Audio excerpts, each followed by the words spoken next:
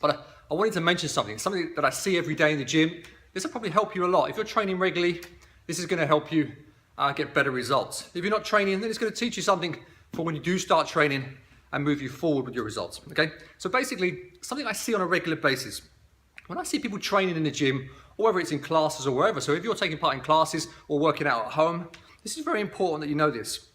So when you're training in the gym, you must really get a mind-muscle contraction. You must really get your mind to be focusing on what your body is supposed to be doing.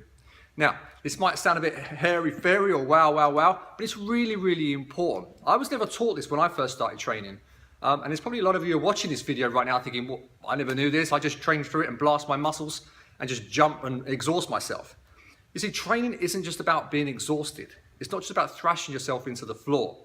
When I train like 4 or 5 times a week, it's not about just smashing myself into the ground to exhaustion. That is not clever, that is not smart. That actually can be pretty detrimental to your hormones. So you've got to concentrate on other things to get great results. Now, for me, I focus a lot on mind-muscle contraction. So I focus a lot on making sure I get a good squeeze in the muscle when I'm training. I think a lot about the movement pattern, the isolation, the contraction, and basically going through the exercise as smoothly and as controlled and as contracted as possible. I don't mean squeezing like crazy so you're going to hurt yourself, but getting a slight cramp at the peak of the contraction within the muscle.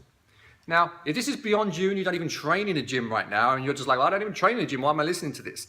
This is still important for you if you want to start training in a gym. You're going to be one step ahead of most people in the gym, okay? So if you are training right now, this is a great tip to remember, okay?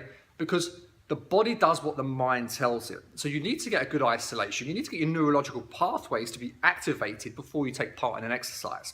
It's no good just thrashing yourself through the exercise like you see so many people do. I concentrate deeply with my clients on getting into their minds, okay?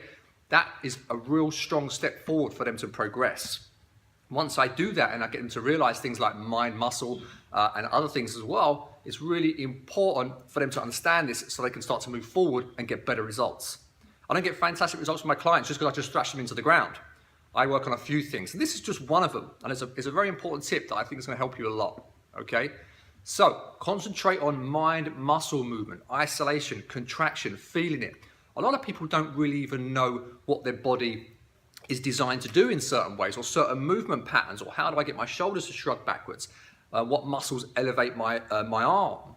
What muscle helps to flex at my elbow joint, to get my bicep contracted, for example? People don't really understand. That's okay. It's not your job. This is something I've been doing since I was 15 years old, concentrating on stuff like this. But it's important to pick up these tips along the way. Okay, so if you're doing squats and lunges up and down on the floor, really get a peak contraction and an isolation in your glute muscle, in your abdominal muscles, in your lower back, squeezing the shoulders tight, tightening the arms as you go up and down. This is a mind muscle contraction. This is really getting your neurological pathways to switch on and fire up, getting the muscle fibers active, getting them alive. Not only does this create better muscle stimulation, sending blood to the muscle and nutrients, what it wants and everything else, but it's also enabling the muscles to get stronger and being more activated as you become faster, more responsive. And this is what we want to be healthy, fit and strong. We don't want to be slow and sluggish. We want to be fast and responsive.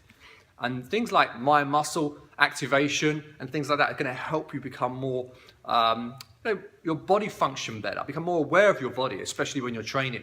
So if I'm doing a bicep curl, for example, I'm not just bringing the weights up and down, throwing it around like some people do. I'm isolating nice and controlled. At the bottom I'm tensing, at the top I'm tensing. I'm going through a peak contraction, a peak isolation. And I've got my mind working with my muscles. I'm not thinking about shopping later. I'm not thinking about the kids. I'm not thinking about what I got to do at work when I get back to work. I'm thinking about the movement pattern and the isolation and the exercise in itself. So I hope this helped you. It's a great tip that a lot of people really miss in the gym. I'm seeing it all day long. And it's only like the 1%ers that actually really understand this. So it's a very important thing to remember, okay?